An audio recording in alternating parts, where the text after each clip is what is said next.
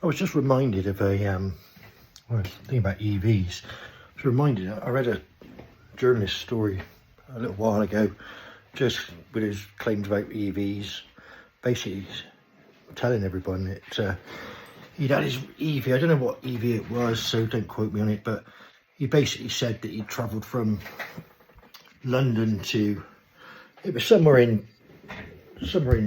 Cornwall or something, and he'd driven there and back, and it cost him X pounds, I don't know, 150 quid, 200 quid, whatever it was,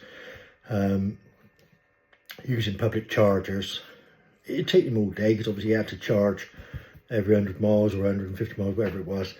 But he was basically trying to make, oh look what I've done. I did this journey. I remember thinking to myself, well, hold on a minute. The distance he claimed he'd travelled, similar to me travelling from my house to a friend of mine's house over in just outside Croydon in Whiteleaf in Surrey. And so I thought, I wonder how much I spent, because I can do that on one tank of fuel in the car. And it takes about just over 3/4 of a tank. I can drive from here in Bristol over to Surrey. Obviously a lot of his motorway was M4, M25, same as that guy was using. It was all motorway till he got actually into the nitty gritty, presumably in Cornwall. But I can do that. I can do it in about 2 hours each way. When I get home, it's just over 3/4 of a tank of fuel, which, I don't know, I think it costs something like 82, 83 pounds when I worked it out. And this guy spent nearly double that in electricity. Yes, it's a public charging, but that's what most people tend to drive these things on if they're driving for work or anything other than a little old fella, popping to the doctors and back. You're driving it for your normal life. You're driving it around. You're sort of out and about. You can't just go home every time you want to charge. And if you're on a long run, you can't anyway. So it cost me half as much to run a Ferrari. It also saved me, conservatively, what are we saying? 10 hours of charging, waiting around charging, even on these rapid chargers, I think to do it in 40 minutes or whatever it is. You just have to charge it 4 or 5 times each way at least, you would have thought, or 4 or 5 times overall. So, I mean, if you had to wait for any chargers, I mean, imagine how long that would have taken if you had to sort of sit there and wait for people to finish charging before he is charging. And then you think, what a crap life it must be to have an EV. They're boring as hell. There's no noise, there's no sound, there's no emotion to the car. It's just a mobility transport. Might as well be a mobility scooter, might as well be a wheelchair, electric wheelchair. Yes, it's comfortable as any other car. So, I mean, what's the benefits? Boring. It's not a Ferrari. I mean, you get in a Ferrari, you know you're in a Ferrari, and you know you're in a Ferrari the entire journey. Just as comfortable as any other car these days. It's not an old one, it's, it's a sensible one. It's got every mod con, you stick the cruise control on it, something miles per hour, and it stays there, and it'll do double that if I wanted to. Where's the benefit of having an EV? And I didn't have to park up anywhere and recharge. I didn't have to go to a petrol station, didn't have to do nothing. I just drove over, snowy mate. I was there for a few hours, and then I drove back. And that was that. I got home, parked the car up. Next time I went out, I would have topped it up, and that's how I knew how much I'd spent. But it makes you wonder, if you got an EV, what the fuck are you playing at? If you're going to use it for anything other than pop into the shops, you really, really are buying something that's completely not fit for purpose. A waste of bloody time and money. And the values they just tank. I mean, Porsche themselves will not take their own EV Taycans back in part exchange unless you're buying another electric car from them. That's the only circumstance they take it back. They don't want them otherwise. They'll tell you to go to WeBuyAnyCar.com. And no car dealer I know stocks EVs. The only time they get an EV in is if someone actually says, this is what I want. They'll say, okay, well, what colour, what wheels do you want? They'll get the exact spec, They'll take a deposit and know the budget of the customer, and they'll go and fit the car they buy has to fit that customer's need. So they got a 99% certainty the guy's going to take it off their hands. They will not risk it otherwise, because they'll tell you, they just sit around, it's just money. Might as well have a pile of money they just lock up in a cupboard somewhere and don't use. They sit there and they depreciate like hell. You know, they're just pointless, waste of time. If you've got to think about getting an EV, God's sake, think twice. If you're just pottering around your little town, you can plug it in at home. It'll work perfectly for you. There's nothing wrong with it. And not being funny, if you're going to do a drag race, yes, Tesla plaid every time. Fantastic. But most people aren't going to do one of those two things. They're going to be wanting to take the kids to school, run around, go shopping, go to work and back, dap about, do things. They don't want to be thinking, oh shit, but I must make sure I plug the car in at some point today because it's getting low. I've only got so many miles in it. You just want to get in and go. And if you have to fill it up, you want to pop in a petrol station, put a tenner in, and away you go, innit? I mean, that's how we all are used to living. Why should we go backwards? Why go backwards for no damn good reason? Because there is no damn good reason. Because there is no climate crisis. There's just a climate. And Mother Nature knows what to do. And if we were so bloody concerned about this climate, the first thing we should be doing is tell the Brazilians to stop cutting trees down. Give them enough money that they don't need to cut trees down for their economy, which would cost us a hell lot less than this climate change crap. And then start planting trees. Stop cutting stop cutting trees down to build hotels so we can let illegal people come and live here for nothing. Just stop it. Let's keep the green spaces, especially Britain. It used to be a green and pleasant land.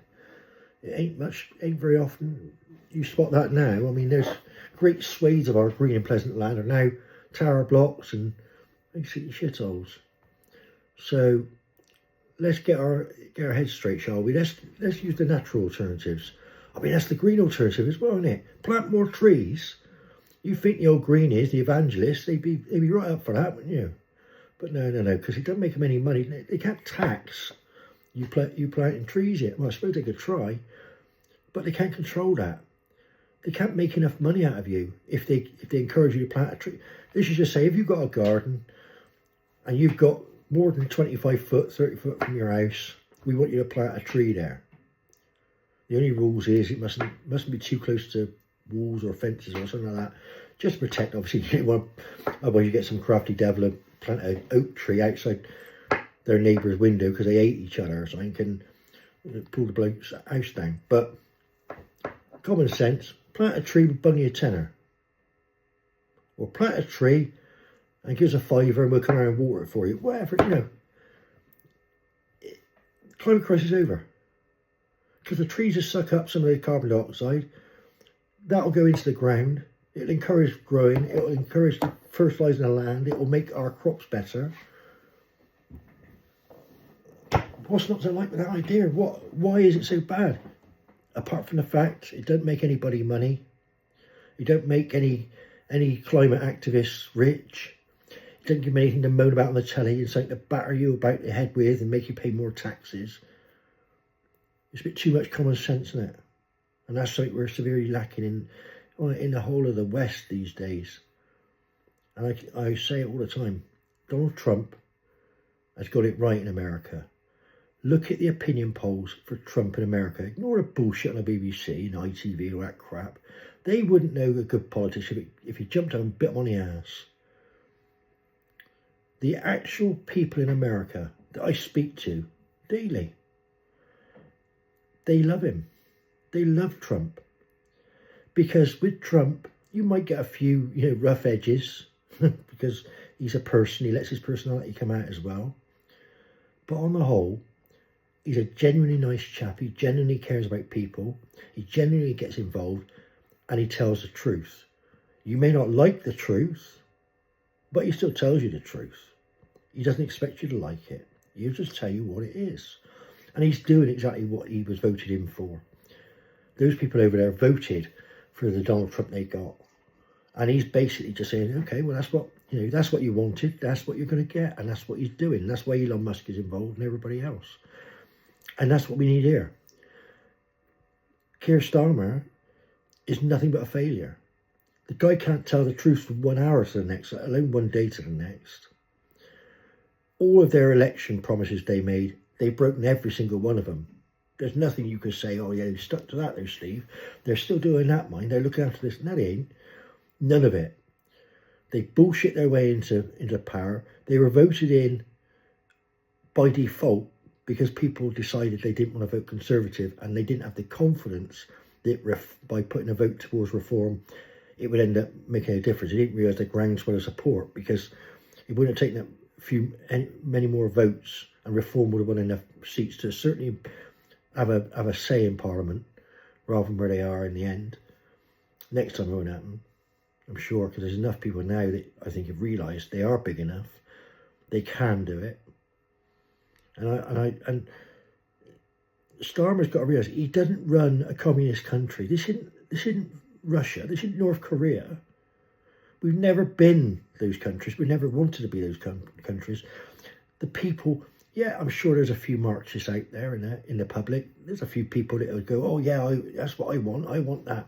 Yeah, but they're idiots, It's like, you want to be a Marxist, you want to be a communist, that's fine. Why don't you fuck off and go somewhere where you're claiming communism works. Go to Venezuela, where inflation's at thousands of %, and they can't afford food, and the government steals everything off them, puts them all, locks them all up in supermax prisons for their first offence and all the rest of it. You want that? Go over there. Go see Kim Jong-un. Go over there and try to do a protest. Tell you what, go over there and say you're a queer for Palestine. They'll lock you up. That'll be the last they'll see of you.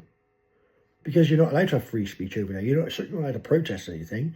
And if you think anybody other than Kim Jong-un's a god, then you're in trouble.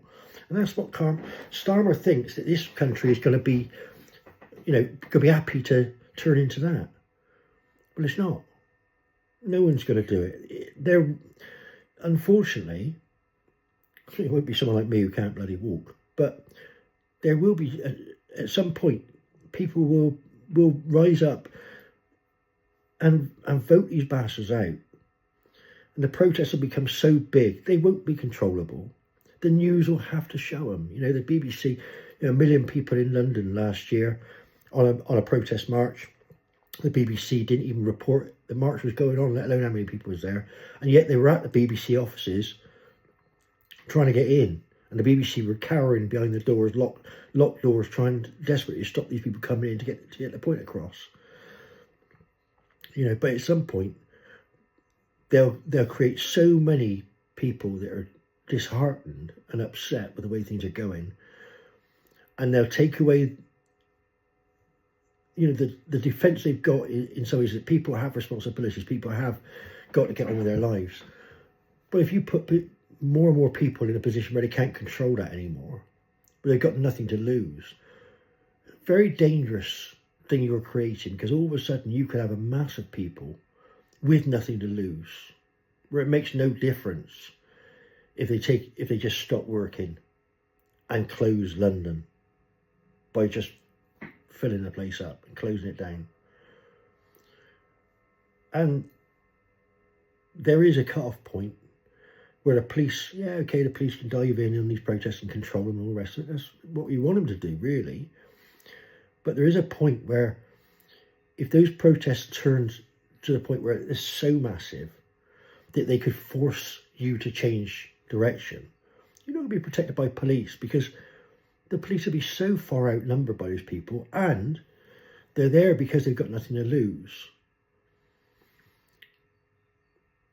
I think you'll end up with people acting like the Hamas people do, and the immigrants do. When these people protest, they set fire to everything, they burn police cars, they smash places up and all the rest of it. It's not difficult to see that could actually, be reflected in the same way in just a British person's march. We're not talking about far right. There's no such thing as a bloody far right in this country anyway. We're just talking about normal people that can't get on anymore. Some of those people will probably be left wing, or certainly, centre left. Not necessarily fully left, but there's certainly some centre left people that are just as pissed off as the rest of us are, who are traditionally would have been conservatives, now see themselves as reform voters or nothing at all. Crazy times.